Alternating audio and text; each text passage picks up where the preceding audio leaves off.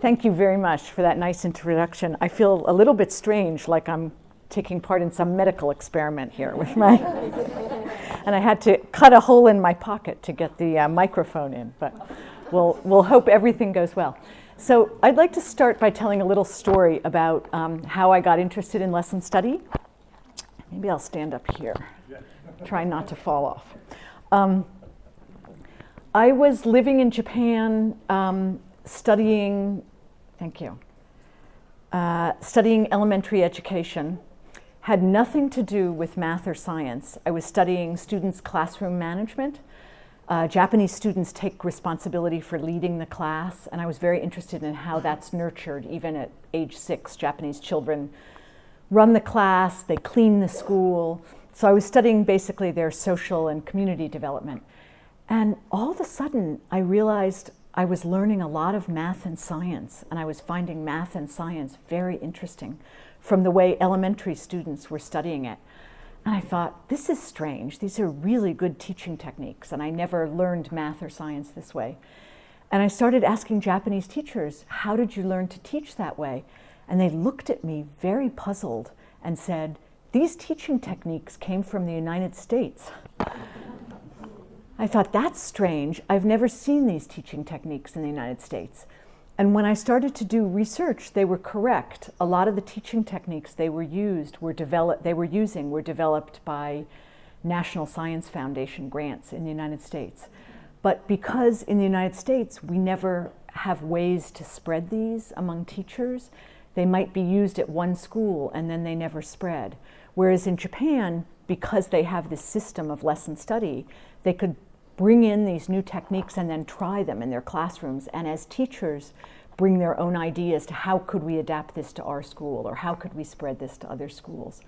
So that was what got me interested in lesson study, was this process of how they spread techniques that, even though they were developed in the United States, were never really made to work well in US schools or to spread in the US. Okay, so I'm very grateful to my various funders for many years funding the research, and this is, you probably know the Roman god Janus, and I thought we would look backwards a little bit at what's happened in the United States and then forwards a little bit to what has yet to happen in the United States in terms of development of lesson study. So I'm interested in looking back, looking forwards, and the question of, does Netherlands have similar challenges in lesson study? Okay, so we'll start by actually looking at a brief case of lesson study in Japan so that we have a shared image about lesson study. So the word that's been translated as lesson study, I originally translated it as lesson research, and then the Teaching Gap was published, which made very famous the term lesson study, so I moved to that.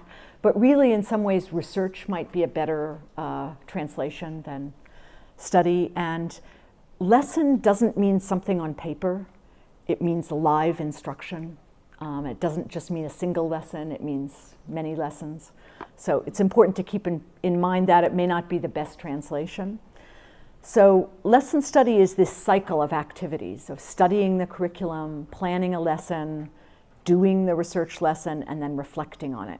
So it's kind of a study, plan, do, reflect cycle, this cycle of activity. Okay, so what's a research lesson? It's an actual classroom lesson with students watched by other teachers. It's planned, often collaboratively, and not just planned what the teacher does, but really anticipating what's the student thinking. So I think that's a little different from US lesson planning, that we focus on what are the students going to think. I don't know about the Netherlands, but and it's not just a single lesson, but it's a lesson designed to bring to life a goal or a vision of education. So it's kind of a window on your larger vision of education. And it's typically recorded so that you can go back and study it. And it's always discussed, always by the school faculty, and then sometimes also with an outside commentator, someone from a university or very experienced teacher.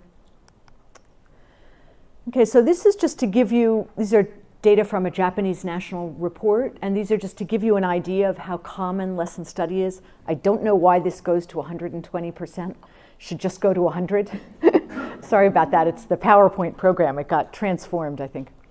But so virtually all Japanese elementary schools conduct this cycle of research lessons, observation, and colloquium.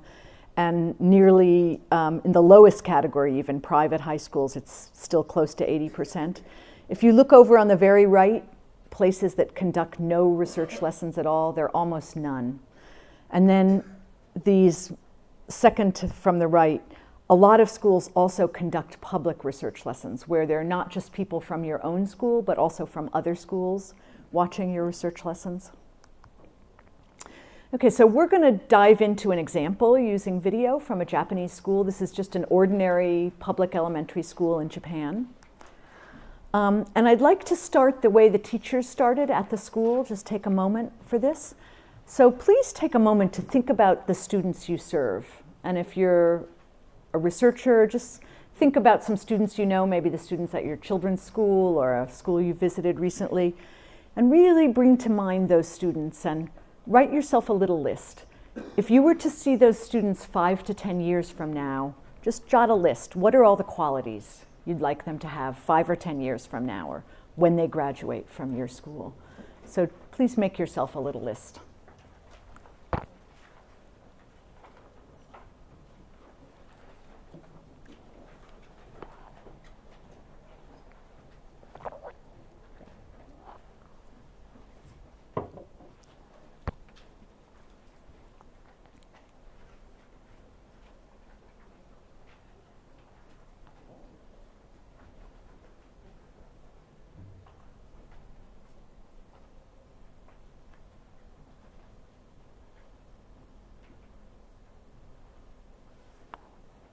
Could some people just volunteer one item on their list?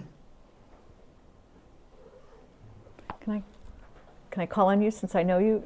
Yeah. Irma? Yeah. I'm a researcher and a teacher, but I had in my last year thank you. I'm a researcher, not a teacher, but I pictured the students I had in my classroom last year when I gave religious studies. And one thing I would really like them to be able is to be able to express themselves. Okay. Great. Fenna, can I pick on you too since you're next to her? Yeah. I picked 2 goals. They're a bit big. I've got critical thinkers and independent problem solvers. Okay. Anybody else have those critical thinkers, independent problem solvers? Yeah. A lot about that. What about also explain yourself well? Yeah. Okay. So a lot of shared. Okay. So now I'm just giving you, I know, a moment to do this, but now please write down a second list. Think about them now. If it helps, close your eyes, imagine them. Imagine all the things that are inspiring about your students. Maybe imagine the things that worry you or drive you crazy. And make a second list. Who are they now? Jot a list of their qualities now.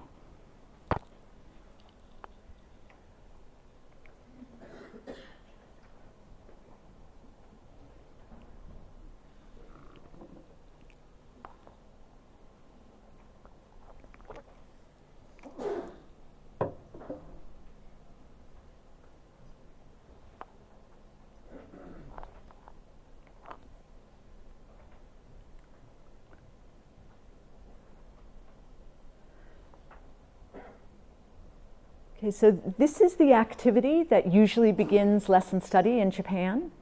And the teachers at Komai School number 7 did this, and they looked at their list of desired and their list of actual, and then they looked for a gap between the two of those that really motivates them as educators. And if you think about your lists, maybe there's a gap there that really motivates you, that you'd like to invest your effort in as an educator.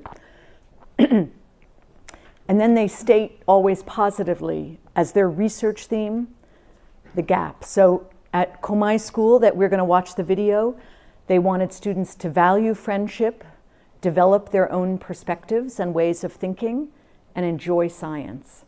And this came out of about an hour's faculty meeting discussion where they talked about how the students were very well behaved, and they would do what the teacher asked them to do, but they weren't really passionate about science. They weren't really passionate about learning. If some smart student in the class said something, the rest of the students would just go along with that. That was one of the things they discussed. Another thing they discussed was that although most of their students had friendships, computers had just come in when they were doing this, and a lot of children were spending a lot of time on computer games. And they felt that by the end of elementary school, every student should have deep friendships. And so that was a second goal that they wanted to work on as a school. So this was their research theme that came out of that. So their lesson study was focused, all the lesson study cycles done in the school were focused on this larger theme, which they kept for about 2 years at the school. For all students to value friendship, develop their own perspectives and ways of thinking, and enjoy, here they happen to be working on science, but enjoy learning was their bigger theme. They developed as a school this map of their research conception that had their long-term goals down at the bottom and their hypotheses about how to get there. So what could we do so that children would enjoy friendship, develop their own ways of thinking? What are our ideas as educators about what we do at school that supports that? So for example, and they discussed this in lower grades, middle grades, and upper grades groups. So you see those circles there. The lower grades group said to have children enjoy learning. At the lower grades, we just want them to participate happily. If they participate happily at the lower grades, they're building enjoyment of learning. At the middle grades, they said, for science, we want them to eagerly use their 5 senses, to really enjoy using their 5 senses in science. The upper grades, they said, it's not enough for them just to enjoy or participate. We want them to get pleasure from solving problems in science. So not just from participation or just from using their 5 senses, but actually solving a challenging problem. So that was how they expected their enjoyment of science to develop over the 6 years of elementary school. So they really thought about this as a whole faculty.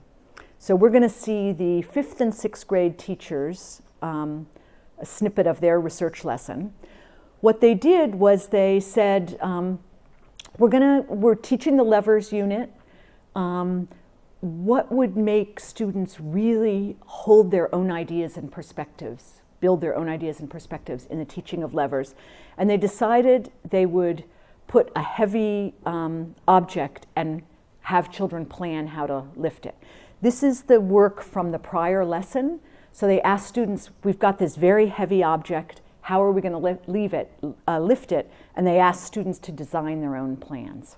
And so this is work from the prior lesson, and you can see the different ideas students came up with about lifting a very heavy object. So we're going to see the next lesson. In the instructional plan, they have the national curriculum goals related to learning of levers. So you need to learn these things about levers, the angle, the placement of the weight, the placement of the placement of where you're exerting your effort versus where the weight is, the names of the parts of the lever. And on the instructional plan, they asked us, the observers, to collect data. And I thought it was interesting that one of the things they asked us to collect data on was what they called tsubuyaki. And I thought, I think that means muttering, like talking under your breath. Why do they want us to gather data on what students are saying under their breath? So I quickly looked at my dictionary, and that was what it means. It means muttering. I said, why do you want us to collect data on muttering? Oh, under their breath, students are going to tell us a lot about what they're really thinking. So if they're saying under their breath, wow, it's so heavy this way, or under their breath, this is so boring, we're going to be learning a lot about their experience of the lesson. So they wanted to know whether students grasped why it was heavier or lighter to lift, whether they had any new ideas that they wanted to test, any new problems. So those were the kinds of things they asked us to focus on in our data collection. So actually, rather than focusing on this, if you can focus, as we're going to watch 3 segments, how are teachers learning in each segment? What are the supports for teachers to learn in each segment? Okay, so.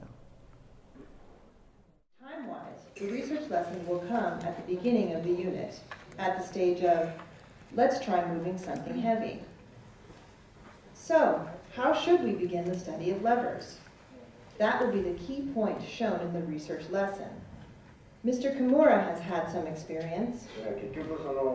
Some students have studied levers outside of school and have already learned all the information in the lever unit by reading.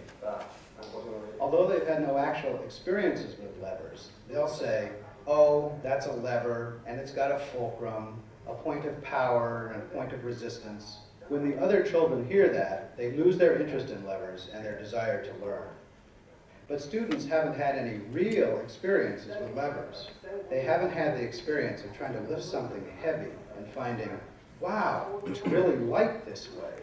So if we don't attend to that issue and tackle it from the start, some students will run with the lesson while others will just nod their heads and go along for the ride. So at the beginning of the unit, if we can create a place where every individual student really thinks hard, how can I lift it? Then we'll have a lesson that really supports our school research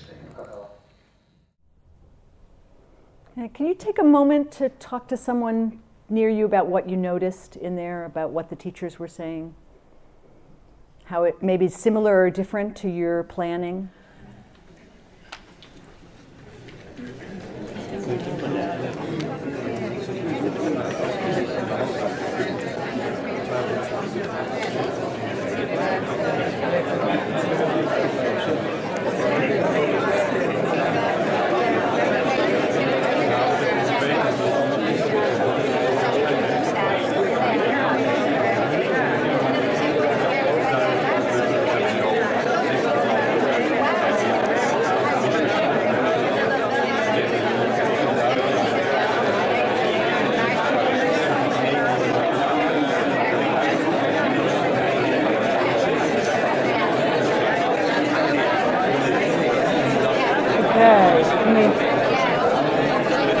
Can we come together?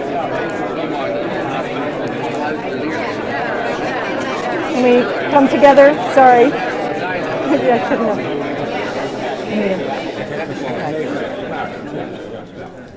have. Okay. So one thing that surprises a lot of US teachers when they watch this is how much they're focused on students' experience. What will students be feeling? What will help students think deeply at the beginning of the lesson? Okay, so now let's look at just a snippet of the lesson. Our fifth period lesson will begin. Last time, we talked about the earthquake in Turkey. And we learned that you have to rescue people within 72 hours when they're trapped beneath heavy objects. We planned and shared our ideas about how to lift really heavy things. And today, we have the chance we've been waiting for.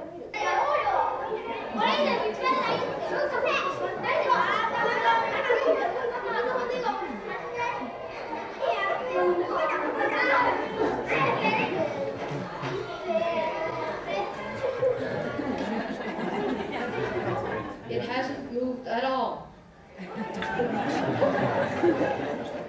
I'll put this further in. So he's actually moving it the wrong direction. Try getting closer in. Putting your arm near the middle. No, it didn't move. What about farther out? Farther out works better. Farther out.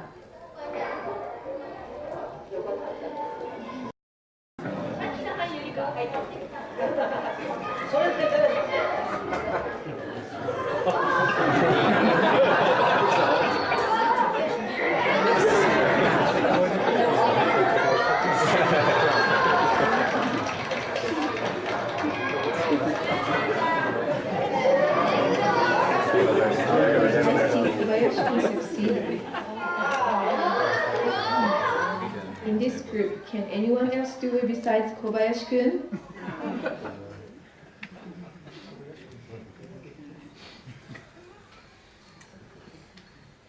もう子どもたちは、うちのクラスの子どもたちというのは結構 The students in my class are rather quiet. Of course, I don't know what they're like when I'm not around. Usually, if one student says something, everyone else just figures that's good enough and goes along with it. For a long time, I thought the class lacked something. 彼らが本音が出せる So I wanted a lesson that would draw out their real feelings. なので今日は Today, they really enjoyed the lesson. And at the end of the day, a number of students said, "Fifth period was really fun today." 面白かった。 As Ms. Omasa has said, in the lessons that I've team taught with her, when one student speaks up, everyone gets swept along and no one disagrees or expresses support. You have to ask them to add something. 授業していてもなんか一言言ってくださいよって言って Today, for the first time, I saw really happy faces and expressions of complete amazement when they said things like, "Wow, this way it's so light." 言いました。だから子供 So I learned something important today, that when you do lessons like this, where children are active, you can get those expressions. また I look forward to your comments. 主題との関連、指導案の3番になりますけれども、そちらについてお話をしたい。 I'll talk about number 3 on the lesson plan, the lesson's connection with the school's research focus. 旧主題は一応言いますと、 The school's research focus is for students to value relationships with friends and at the same time build their own individual perspectives and ways of thinking, and through these to enjoy science. 楽しい関わり、見方や考え方、 I think each grade level research group thought about the 3 points: enjoyment, relationships with friends, and individual perspectives. 楽しさということを The upper grade teachers' ideas about enjoyment are written here. We've thought that, for upper grade students, it's not enough for students to just enjoy an activity, or just enjoy being part of a lively group. 分かって楽しいとか、 They should gain enjoyment from understanding something or accomplishing something. 楽しさに重きを置いていきたい That's the aspect of enjoyment we chose to emphasize in the lesson. ました。まあ、評価って言ってもあんまり喋らない人たちなのではきちんとなる。 With respect to evaluation, because the students are quiet, I think we need to look at their worksheets to find out their thoughts. 資料としてつけてあります。 Past worksheets filled out by the students are in your packet. 次のページになりますね。 First, I asked them to draw their plans for moving the 100-kilogram sack without actually showing it to them. They were just looking at the picture on the worksheet. 30 out of the 33 students had the idea of using a long stick under the sack to pry it up. Since they all had the same idea, there was no way to form groups. So I changed my approach. I showed them an actual 100-kilogram sack. Their plans after seeing the sack are shown on the next page. 子どもたちはその周りの状 Seeing the real thing and its surroundings sparked new ideas. Like I think they got the idea of pulling with the rope when they saw the gallery in the gym. Also, when they realized they couldn't dig a hole in the floor, the number of students who planned to use a long stick to pry up the sack decreased dramatically. I was really struck by what a difference it made how I presented the question. Okay, I'm going to skip through. So the question, how is an experience like this supporting instructional improvement? How is it supporting teachers to learn and to improve instruction? And I think one thing that happened early on in the United States in lesson study was that people thought, oh, lesson study is about creating a perfect lesson plan. That's the major way that you learn. And that's not entirely incorrect. I mean, there's a point to making better lesson plans, but it's just, I think, a very small piece of what lesson study is about. So I think how I think of it is supporting teachers' knowledge, teachers' beliefs, teachers' professional community, and also teaching and learning resources such as lesson plans or lessons in the curriculum. So let's look at those a little bit. I'm I'm actually going to skip over this for time. Oh dear, this didn't come in as I thought it was going to. Okay, here we go. So at the phase of curriculum study, think about the lesson study cycles that you've participated in, if you have. Studying the curriculum.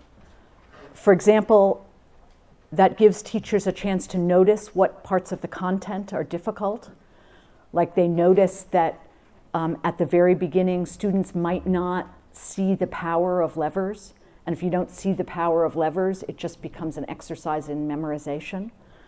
So noticing content difficulties, studying what is the sequence of the curriculum, thinking about daily instruction and long-term goals. For example, if you want to build friendships, if you want to have students enjoy science, every lesson you're teaching either builds those or undermines them. And lesson study is a time to stop and think, how does my daily instruction connect to these long-term goals? At the plan phase, a lesson plan for lesson study also includes a rationale. Why is the lesson designed this way? Why have we chosen to design it, say, putting a very heavy object in the gym rather than the way we used to teach it on using a desktop lever apparatus? So building a lesson rationale, negotiating with colleagues. I mean, often colleagues will have different ideas about what's a good lesson, so you need to work that out and your ideas bump against each other. Anticipating student thinking. And actually doing the activity. So the teachers actually did the activity themselves, and that's a really important part. And when you do the activity yourself, you often get insight into how your colleagues do it, how students would do it. At the point of doing the research lesson, you go into another person's classroom. You can see different classroom norms, different classroom routines, and that's a very powerful learning opportunity for teachers. Also, you can take a risk. I mean, the teachers themselves would not have designed this grand lesson with lifting 100 kilograms, but because they were doing it as a team, they thought, oh, we could do something a little different. And it's interesting, after I saw this lesson all over Japan, teachers started using very big objects for the first lesson on levers because they saw this is really powerful for the students. So it very rapidly spread. Also, during the lesson, you can grasp the student experience. I wonder, how many of you have had the opportunity of really feeling empathy with a student, observing them during lesson study cycle? Yeah, okay. I think it helps us really see the instruction from the student's point of view. You watch one student for a whole period and you realize, oh, they're so bored, or they're so happy, or whatever it is. Okay. And then during the reflection phase, this was very interesting. I just played a little bit of the colloquium, but the teacher who taught these students in 4th grade saw the students, and she commented during the colloquium, not a single student talked about the weight of their own body versus the weight that they were lifting. And in 4th grade, we studied that. We studied weight and pulleys. So none of them used what I taught them in 4th grade. So that was very powerful for her. Let's see. You can see the impact of an innovation. You've made a change, and you really see dramatically how that changes. And you can also understand your colleagues' ideas. I had an interesting experience after the end of this research lesson. I said to the teacher, what's a good post-lesson discussion? What's a good research colloquium? And she said, the post-lesson discussion isn't over yet. And I was very puzzled because the post-lesson discussion had just ended. She said, it's not over yet. The real post-lesson discussion begins because we as teachers can now talk to each other differently in the school, because we've seen a lesson that our colleagues taught and heard each other's ideas about it. So it really affects communication in the school. And also, I think there's a thrill of research. Teachers were very excited about what they've discovered, and I've found that in the US also. Teachers get this jazz of, I've learned something really important that I can share. I'm doing research, and it's a very exciting feeling. Okay, so what kinds of progress have we made with lesson study in the United States? I think one is illuminating these different parts of the cycle, that lesson study is not just about changing the lesson plan, but about the learning that occurs when you're studying, when you're planning, when you're doing, when you're reflecting. I think a second area of progress in the United States is seeing the power of what Japanese call kyōzai kenkyu, curriculum study, so really studying the content. But not all US curriculum materials, unfortunately, support good kyōzai kenkyu. So here's the introductory lesson on area of rectangle from Japanese textbook. You can see in the middle of the drawings, there are two different classes' newsletters. And so the question is, which class newsletter is bigger? So that's the question that begins study of rectangle area in Japan. Which class newsletter is bigger? This is a US textbook. It already gives the students the tiles, and it just says find the area, but they've already given students the square units. So the Japanese teacher's edition says, that last line, a rectangle and square without grids are given. So if you want children to really understand area, give them something without square units, because then they have to make the square units in their head. That's the hard part of understanding area, is creating those square units. So this is a very different description in the Japanese teacher's edition from US teacher's edition. Area is the number of square units needed to cover a surface. So that Japanese teacher's edition, by telling you students should first compare things physically and then indirect and discover the need for square units, that Japanese teacher's edition gives you much more guidance for your lesson study cycle. So one of the things we've been doing in the US is trying to find excellent curriculum. Freudenthal Institute has some very good curriculum we've used, also Japanese curriculum. So if you look at that second line there, 28% of the sentences in the Japanese teacher's edition are devoted to anticipating varied student thinking. So just by studying the Japanese teacher's edition, you learn a lot about student thinking. Only 1% of the US teacher's edition is anticipating student thinking. Also, the Japanese teacher's edition, 10% of statements give you the reason things are designed as they are. This is why we design the first lesson on area without giving square units, you know. So one of the things we've learned is that it's good to find a high quality curriculum material and compare it with your own local curriculum and ask, what's the unit flow? What's the role of this lesson? How are students going to think? What powerful experiences will give students an aha in learning this material? Okay. I think the third area where we've made progress in the US is teacher-led spread of ideas through lesson study. I'm going to give you one little case here. This is 20 different districts that participate in lesson study in the San Francisco region. And this is a lesson that was taught by a Japanese educator, and he asked children to make a 4x5 rectangle on their geoboard and then draw a picture of it. And students came up with these two different ideas about what's a 4x5 rectangle. And rather than just say, this is correct, he put the two pictures up on the board and asked students, which one is a 4x5 rectangle? Spent about 5 minutes with the students unpacking it.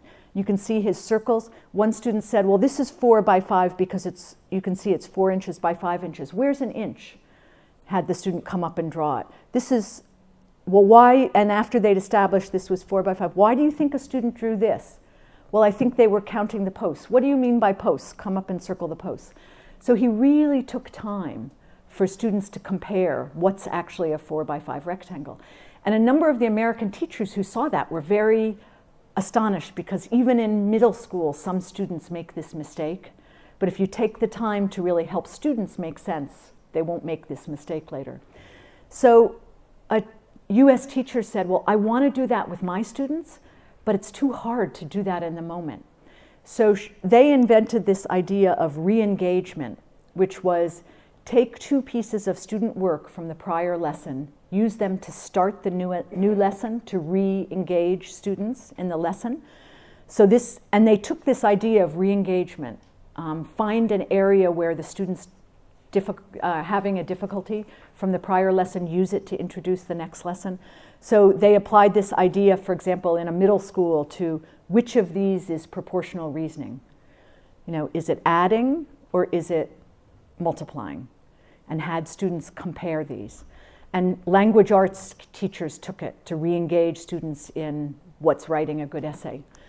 So this re-engagement idea spread across at least 7 school districts, across primary and secondary. It was used in various different ways. So I think this is a really good example of how US teachers have used a lesson study process to really spread a new teaching strategy. And finally, we've made some progress in doing rigorous research on lesson study. I'm not going to spend too much time on this. If you want to see the article, it was actually just published this month in Journal for Research in Mathematics Education. But all I did was mail out lesson study resource kits on fractions that help teachers do teacher-led lesson study cycle on fractions. And actually that had a significant impact on students and teachers' understanding of fractions, as well as teachers' beliefs about what students could learn. So I'm going to skip through this. You can read about this if you want. It's in the article.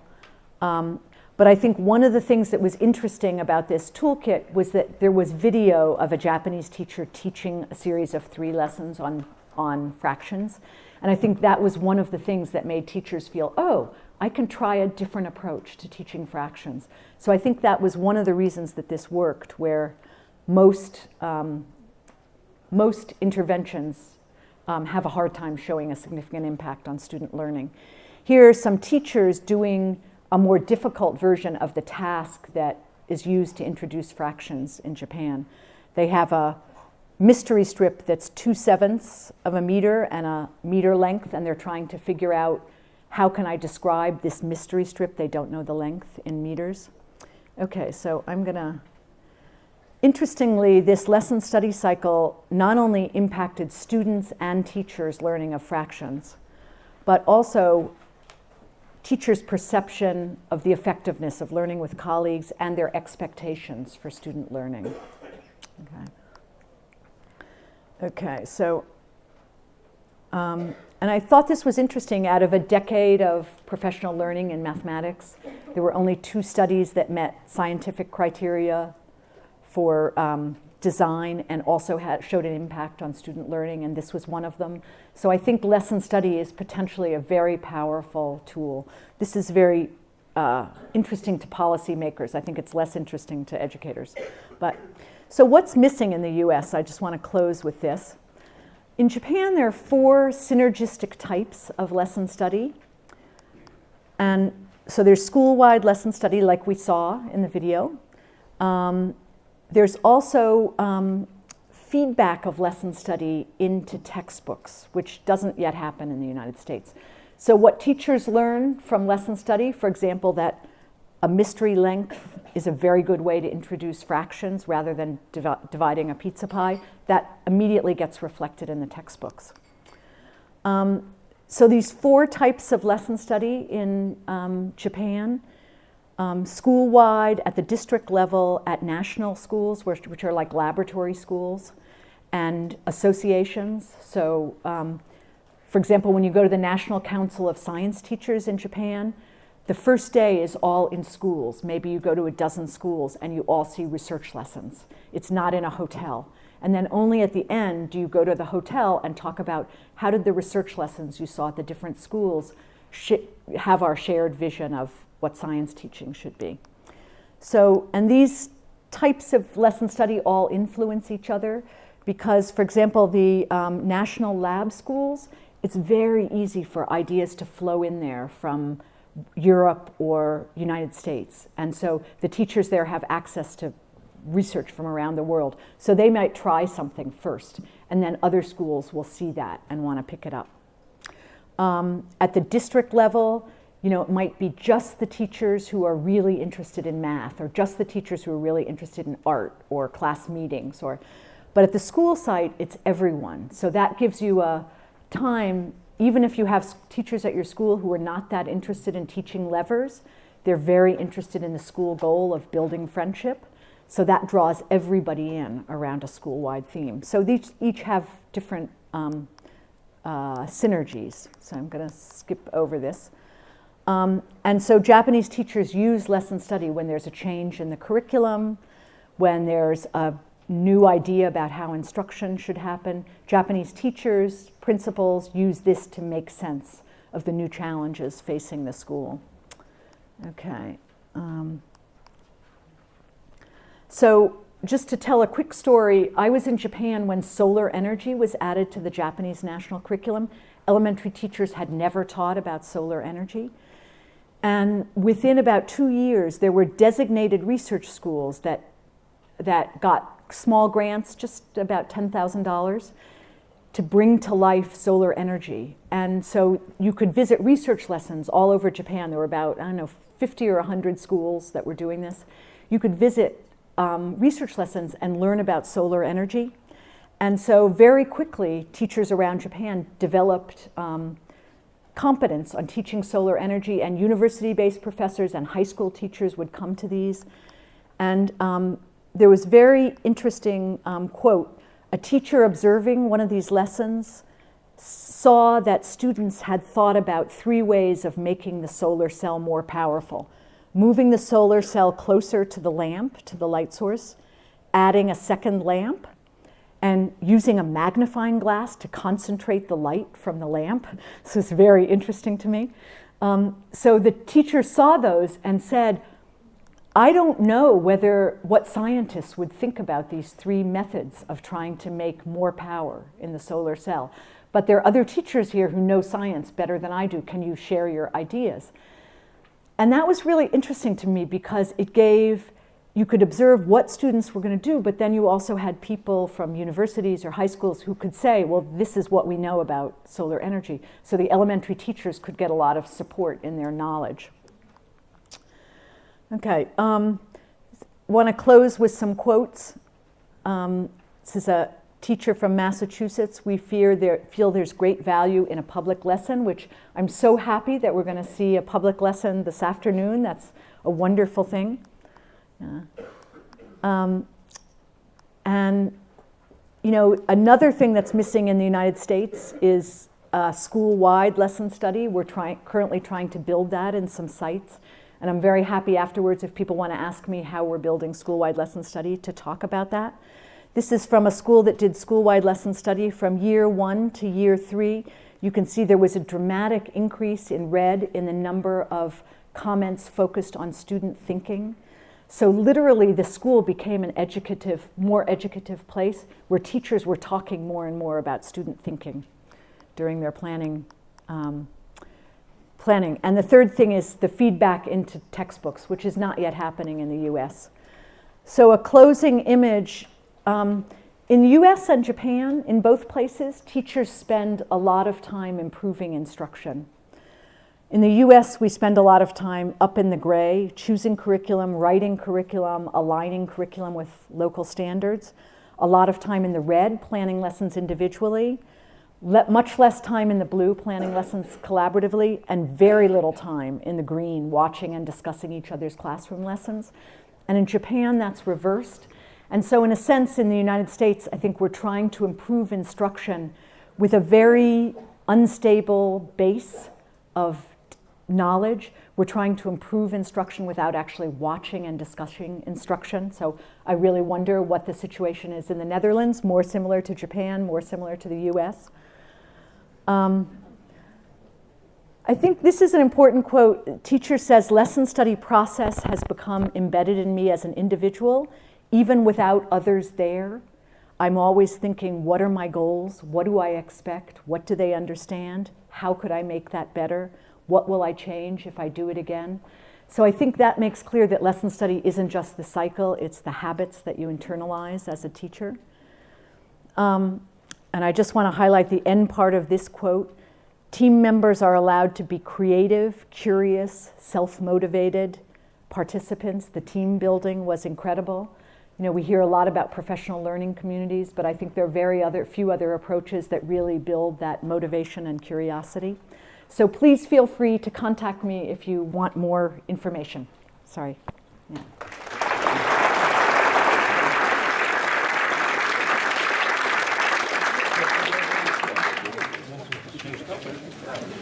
We have a couple of minutes, for two minutes, 3 minutes for a little Q&A. Are there some really pressing questions on the presentation?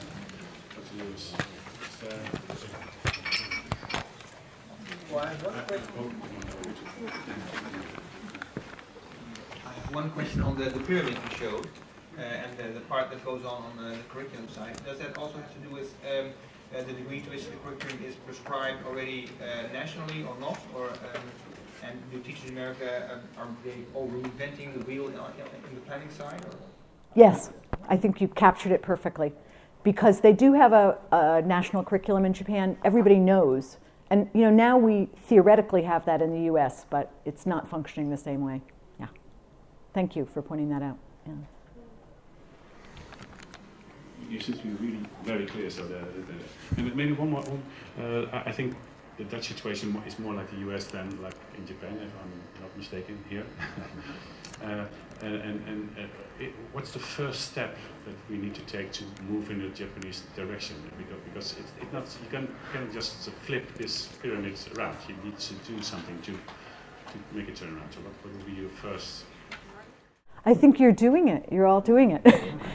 I think in the United States, the places where lesson study has succeeded, it's succeeded because a group of teachers risked, watching each other's instruction and took the process seriously, and maybe the first time they didn't have a great experience, but the second time they had a better experience. It's really from groups of teachers that the lesson study has been built in the United States, so I assume it will be the same here. And I think it's really important to, if you do the process and it doesn't work for you as a teacher, if you're not learning something that feels really useful, to think about how can I revise this process so it's really useful to me. Because I think it's when it feels useful to teachers that they build it and then they advocate with their principals and so forth. Okay, I know there's a little present for you. I think just to thank you for your effort. I think this is a really famous Dutch photographer, and you probably. Oh, thank you. Check it out. Yes, I'm hoping to see this exhibit. Yeah, it's right now at the. Yes, thank you so much. Yeah.